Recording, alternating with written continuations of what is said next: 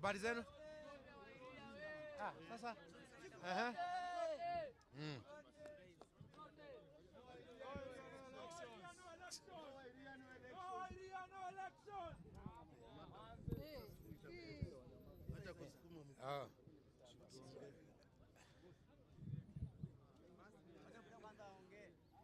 Watu wa media, habari zenu? Tumalize kazi kwanza. Yes.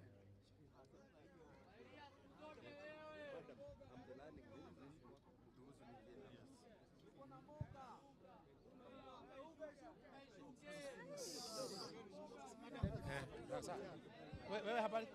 Wewe uko? Kule Epakazi? Sawa.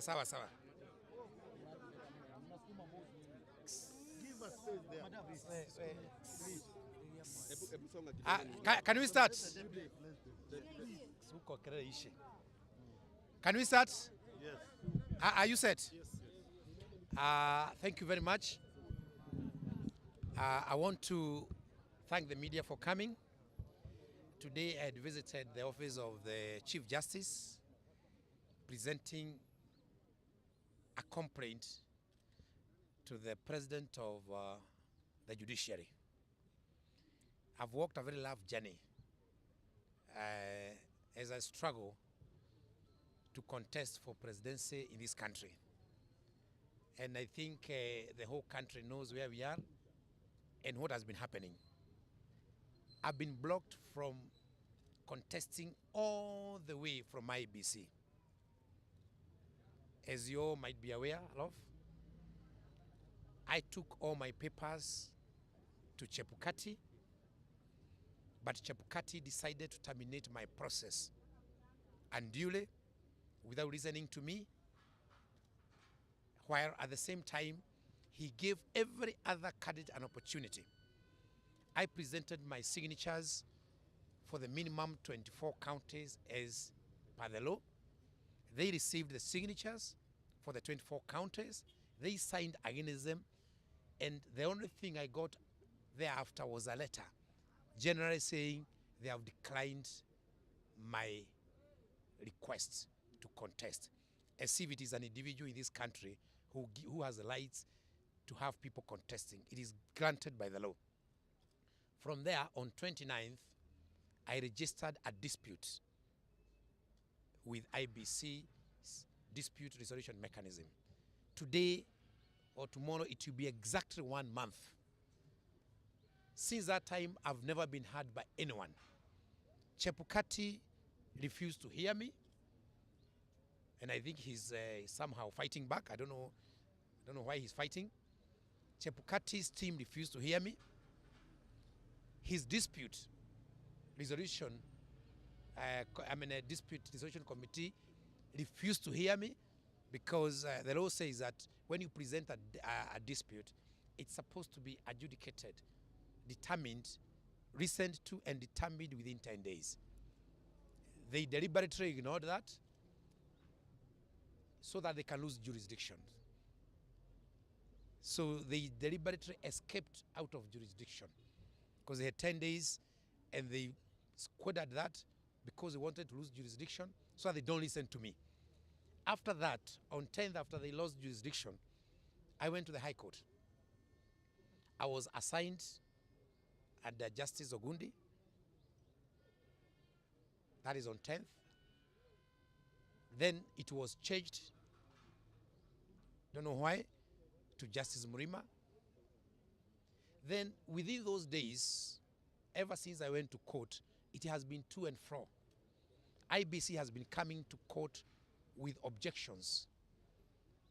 They have been coming to court claiming that they have not received my papers, my actual court papers, my petition, my application, to an extent that a judge at one point directed that we now send to their emails as he watches over them. And we sent. So they've been taking us on a to and fro journey because they don't want us to face the court. I can summarize by saying that since the time I started engaging judiciary, which was on 10th, which was on 29th, because the dispute, the tribunal is part of judiciary, it's exactly 1 month. 30 days since I started engaging judiciary on this matter. I have never been heard. Every time we go, we are given stories. 1 month, every other electoral matter is being heard within days. So Chebukati did not hear me. The court has not heard me for 30 days because tribunal is a court. Going to court every day and issues are brought, obstacles are brought, objections are brought, pretenses by IBC that they have not received my papers. At last now, on 27th, when they were now supposed now to execute the objection, they didn't execute the objection. They casually asked the judge to remove himself from the matter. Casually. Actually, they said, this is not official, but we are requesting that, Mr. Judge, you get yourself out of this matter. You can imagine, instead of dealing with the matter which had taken us to court, that was on 27th, they requested the presiding judge to abandon the matter. Shamelessly. That is what I witnessed in court, and it is in record. So my lawyer requested to know why the judge should not listen to the matter. They started quoting a case of Sabina Chege. IBC said there was a case where Sabina Chege had been quoted, had been taken to IBC over misconduct. Remember when he talked about they rigged the election? That case is at appeal level, and therefore and therefore the judge should not listen to my case. We asked, what is the relationship between this case and Sabina Chege's case, which was on a matter of electoral conduct, on whether they rigged the election or not? What is the matter? You know, yesterday we got shocked in court. The judge said, now my lawyer clearly said that there is a process of a judge excusing himself out of a matter, and the process is properly defined in law. You cannot just walk to court and say, Mr. Judge, I'm requesting you. Because the lawyer of IBC said, we are not official, but we kindly, if you can leave this matter. It was very, very, very embarrassing. I got embarrassed myself, and I think everybody in court got embarrassed, because my lawyer asked, if you want to do that, you need to do a submission, giving reasons as to why you think the judge should not listen to. But then he said, it's not very official. We are only requesting you. The judge said, the law does not allow that. However, I've abandoned the matter. And I've given the election that the matter be listened to by another judge. So I was told to go to the presiding, is it presiding? To the principal magistrate, principal judge, to go and get further direction on how my matter will be handled. Now my matter was scattered. I was not told which court to go to. I was told it will be determined on who else now will handle my matter. No dates, no nothing, so my case rested there. When I went to the High Court, I was told the holder of the office, which is supposed to deal with that, is actually on leave. When I asked them, what do I do? They say they don't know. So, in short, my case was terminated yesterday unheard, because it was not heard by the tribunal, it was not heard by Justice Ogundi, it was not heard by Justice Murima, and it was not handed over to anybody else. So, because I'm a law-abiding citizen, I decided to present my case to the Chief Justice administratively, not as a matter, because it's allowed. The Chief Justice is actually in charge of all administrative processes within the judiciary. So today I came to present my matter to the Honorable Chief Justice, and I was attended to by her legal officer. The Chief Justice wanted to meet me, but she was conducting interviews. A very honorable lady. And I was told clearly she had said if she would have been available, she would have listened to my case directly, my matter directly. This is administrative, this is not legal now at that point. But then the legal officer attended to me together with his team, I explained everything, and they told me that I am at the right place. They are the ones who are supposed to handle such a grievance, because it is administrative and it is deep. Already I've lost 1 month being taken to and fro.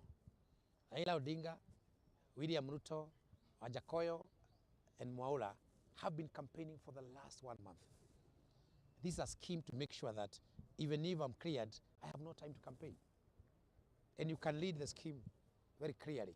And this is coming from far, guys. I'm a politician. I know how to read mood and things. When you find judges abandoning a case, my only fear is who is threatening them? Who is intimidating them? That must be a very powerful hand, my friends. Because Mama Mboga cannot intimidate a judge. They are feeling highly threatened, I can tell you. And you can see no one wants to face my matter. Because my matter is straightforward. I'm supposed to contest. I've been a governor for 10 years. The qualifications for a governor and those for a president are more or less the same. And I've served for 10 years. Voted in twice by over 80% of the people of Murang'a. So they know that I automatically qualifies. About signatures, they can't bring a story because I took them, they received them, and they don't know how to face that in court. Because I have documents clearly indicating that they received for the 24 required, and there was 2 stages of receiving, checking and then handover takeover. They were all signed against. And that's why Wabukati, so I call him, cannot face me in court. Now, he went into hiding and he has told judges to hide. So my question is, where is this country headed? This election, I can tell you, is already rigged. Their fear is if I get there, someone, and I've been told, they think that I am likely to spoil votes for so and so. That's their talk. You know, the talks come to me. So we cannot allow this game to continue. If you look at how IBC has been conducting this general election, it's already a flout, and I said so. First of all, they cleared candidates without a voters register. And all candidates are supposed to be valid, verified voters. But they cleared all of them without a voters register, meaning that the election is already seated on sand. In reasons actually, and they know that no candidate qualifies as we speak, because we are all cleared using an invalid voter register, and they want us to keep quiet. This will nullify the general election, the presidential election, my friends. Those signatures which they were verifying, they were actually telling us as presidential candidates to go and seek for signatures from registered voters. And there was no register of voters. These people are sick. And everybody is keeping quiet. For one to be nominated, for Laila and Luto and anybody else and Iria to be nominated, you first of all need to be a voter. They were nominated when they were not validated as voters because there was no voters register. This is a sham. And Chebukati knows that. And we are going to raise these matters in court. And what Chebukati is fearing is raising an affidavit. I can tell you. Because it will go into the root, into the core of this general election. So the best Wabukati can do, I call him Wabukati because I don't think he's Chebukati. Or what he's avoiding is raising an affidavit which can be quoted in future. So that can only be done if I'm not heard. Because if I'm heard, I've already put all those things, even about the signatures, in my affidavit, and they must respond to those things. In the BBI matter, they claimed through an affidavit in court that they don't have sample signatures for voters. So they have no capacity to even verify. And they know that to verify signatures, you actually need an expert in handwriting. You actually even need forensic auditors to do that. The guy is fooling Kenyans, and we are all watching. You know, this is catastrophe, catastrophic. If Laila was the Laila of the old, he would have taken this matter. If Mother Karua was the Mother Karua of the old, he would have taken this matter. Because it's against human rights. But now, because they're eating from the kitchen, they can't utter a word. Huh? They're actually the cooks. They can't say anything. My brother William can't say anything because he's already in the list. The war started making noise after results will be announced, because they start now using what I'm telling them as their material for nullification of the general election. Because this election can't start, I can tell you. It's been goofed through and through. And Chebukati knows that he's on his way to retirement. He messed the other one, there was chaos, and he was given mandate again to mess this one. That's abuse of office. But in Kenya, it's being institutionalized. If a public officer abuses office, they are taken to DCI, EACC, using a convoy of vehicles. This guy is being guarded to abuse office. He's being guarded to set up this nation for chaos, because this general election will be disputed. And I'm telling you, what I'm telling you is what will go to court. That there was no register. They started with the contestants before the register. That's putting the cart before the horse. The campaign itself started even before the general election. I mean, even before candidates were nominated, because campaigns officially started on 29th. They had not nominated any single candidate. How do you start with campaigns with no candidates? Because candidates they have even not been gazetted as we speak. So everything is being done upside down, inside out, and they are saying leo ni leo. They are singing leo ni leo huko kwa barabara, because they are the beneficiary of this leaked process. In fact, leo ni leo ni kusema wameligi leo ni leo, tufanye vile tutafanya. That's what they are telling us along the road. You know, rafiki yangu ambaye anasema mambo ya mama boga na baba boga, atakuwa analia. Hii mambo nasema leo hawezi ongea. Wakati atachunjwa atalia. Kila mtu ataanza kulia wakati wa kuchunjwa. So what I'm saying is that I'm boldly driving this process. I've put my matter, and all what I'm requesting from the Supreme Court is, please let me be heard. I'm not asking for any favor. And let me be heard urgently, because I've already lost 1 month.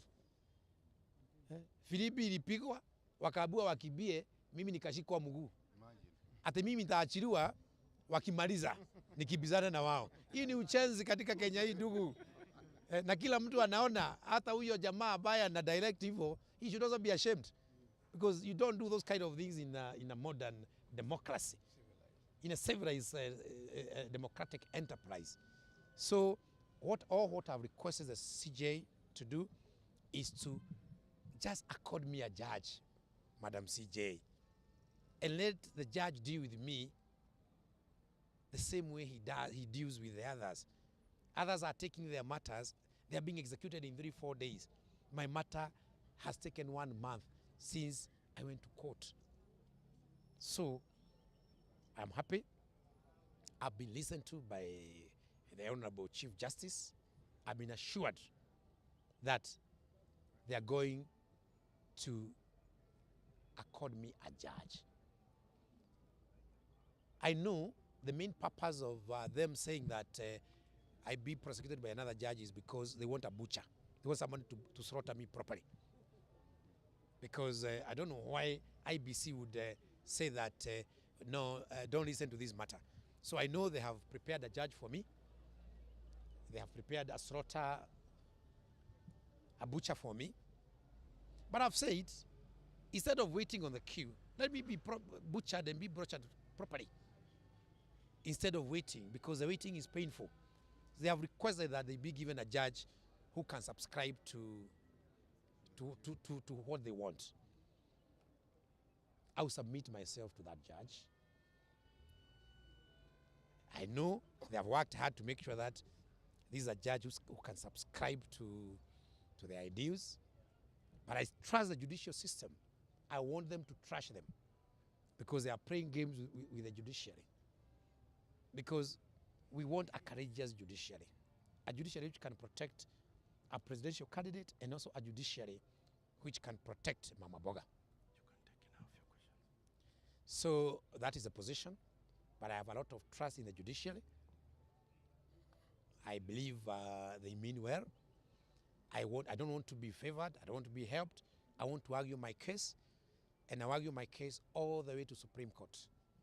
If I lose at Supreme Court, I'll raise my hands, and I will say there's justice in Kenya. But I'm not going to let go.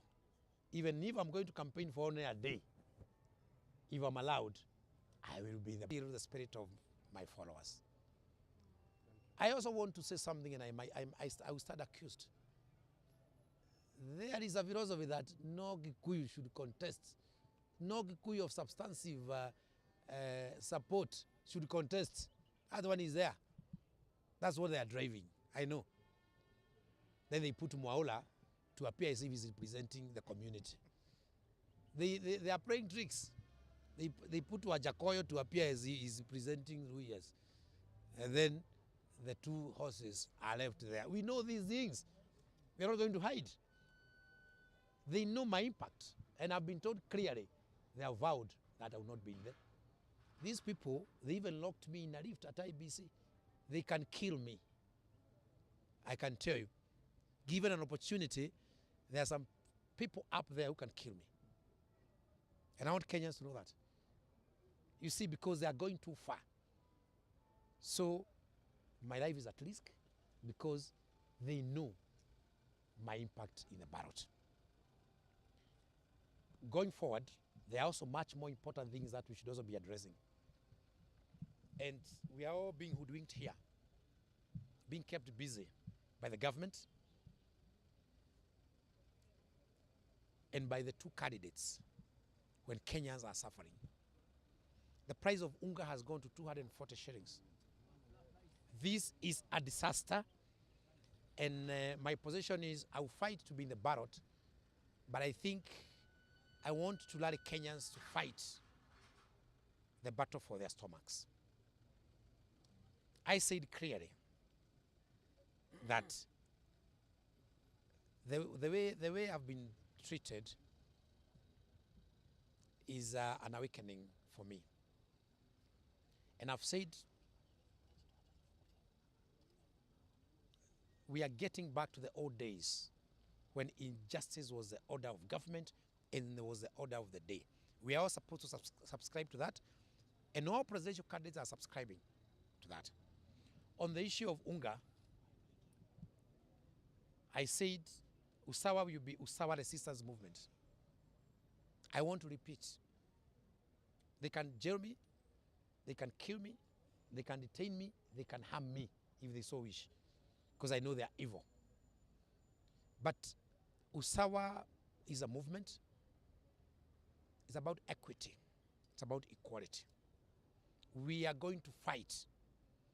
I will fight my battles here to be treated equally. There must be Usawa when you are nominating presidential candidates. But there must also be Usawa when people are supposed to eat. Kenyans must access food. And I've already gone to court. My lawyers are in court today. We are prosecuting the issue of the price of unga. Food is a basic right. No Kenyan is supposed to sleep hungry. So I've gone to court today petitioning the government to bring down the price of unga to not more than 100 Kenya shillings. And I'm going to fight this battle. I'm going to fight this battle. The first assignment for Usawa Resistance Movement is to bring down the price of unga to 100 shillings. And I want to tell them there will be no general election in Kenya if the price of unga will not fall. So they can sacrifice my candidature. I'm not too much bothered about that. That one they can go and eat it. My candidates they can eat. They can go and cook. Chepukati and his masters can go and cook and eat it. But they are not going to suppress Mama Boga and suppress Iria at the same time. They can suppress me. I can succumb, might be at a particular point. But we are not going to succumb when Kenyans are being killed.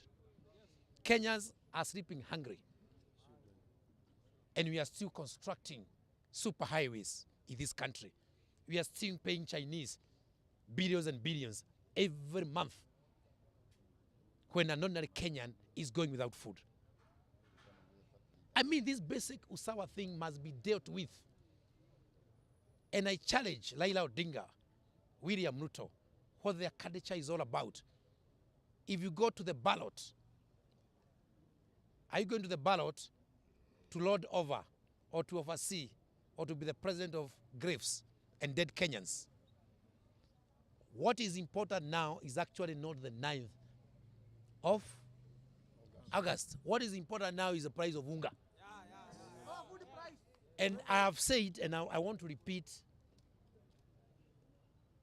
we are commanding, we are not demanding, we are demanding and commanding the government to make sure that they stop everything and bring down the price of unga to 100 shillings. And I've gone to court, and I'm urging Kenyans to wake up and demonstrate. I'm not mincing words. We are all supposed to, from next week, be along streets demanding for a light to food. There's no way you can intimidate Wajiko and you intimidate Iria at the same time. You'd rather deal with Iria, but if you deal with all of us, then Kwani, who are you? Which country do you expect to lead? So we are leading a process. Unga at 100, and we are not going to stop. And I'm telling Kenyans not to wake up and vote on 9th. It doesn't matter who the candidate is. If the price of unga will still have been at 140, at actually 240, we are demanding the highest price of unga, which an ordinary Kenyan can afford to pay, is 100 Kenya shillings only. Na wana Kenya hawataongeza hata dururu. Wana Kenya hawataongeza hata dururu. Bei ya unga tunataka ianguke ikuje 100. We know as we speak, the government is still paying paying money to Chinese. How do you pay a foreigner money when your child is dying of hunger? For heaven's sake. That is inhuman. So Usawa kwa wote, the first item of resistance will be the price of unga. And we are going to go to the streets. And we are going to demand this. And I'm telling Kenyans, no, there should be no election on 29th at the price, on 9th at the price of 240. We should all sleep and let them wajichague wawe wenyewe. Yes. Hakuna mtu ambaye anaweza amuka kwenda kupiga kula, apigie wadozi kula, wao wanaenda choo tu kwa sababu ya kushimba, na yeye na watoto wake wamelala njaa. Hakuna uchaguzi tarehe 9 bila kuangusha bei ya unga. Na nitaenda kila mahali nikihubiri hivyo. Hata nikifanywa candidate wasinichague pia. Unga iende chini kwanza, alafu tuende kwa uchaguzi. Kama unga haiendi chini, Kenya hakuna uchaguzi. Yes. Tumesema it doesn't matter kama bei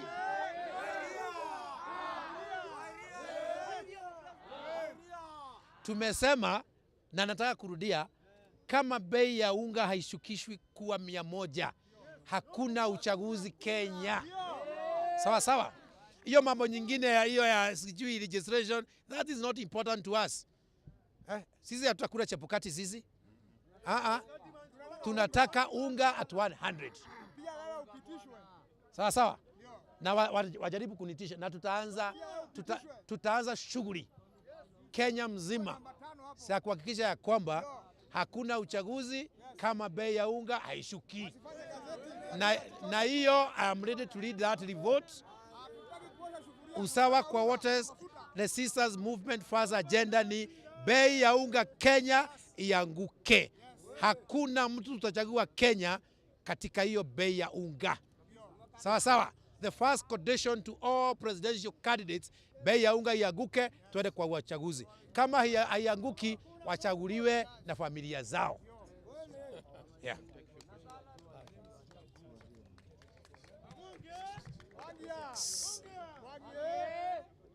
Yes. Yeah, K24. Yes, Chacha.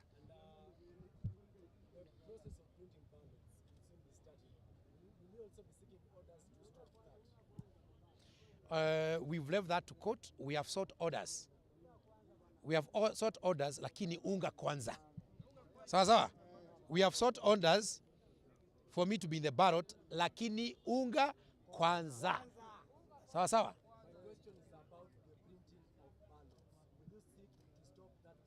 We are already in court. We have already in court about that matter. But the most important matter is unga kwanza. So we have sought for orders, yes. We have sought for orders, yes. That matter is in court. But the most important matter is what now we have taken to court about making the price of food affordable in Kenya. Kenyans cannot vote when they are hungry. Yes, Standard. Yes, David. Yes. Yes. Those people, they can only be either from Ruto's camp or Raila's camp. Hapo ni sawa. They can be, yeah, it's from both. Those are the teams which doesn't want me in the ballot. So I don't know exactly who, but I can narrow down aloud, and they are very quiet about it. So you go and, wewe ni mwandishi wa habari, enda utavuta utaniambia. From your analysis, I want to know also. Yes. From which TV? Oh, Luya. Good.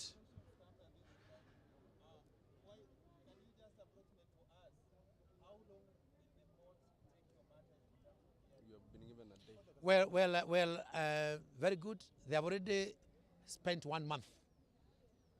But the office of the Chief Justice has told me that they are likely to respond to me in a day's time.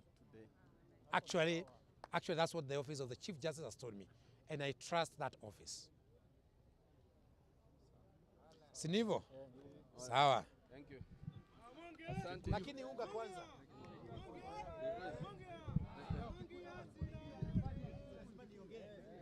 Kikuyu. Unajua wananitoka sababu mimi ni Mkikuyu, kwa hiyo lazima niongee. Ongea Kikuyu. Hakuna uchaguzi kama hakuna unga. Kaitwalie.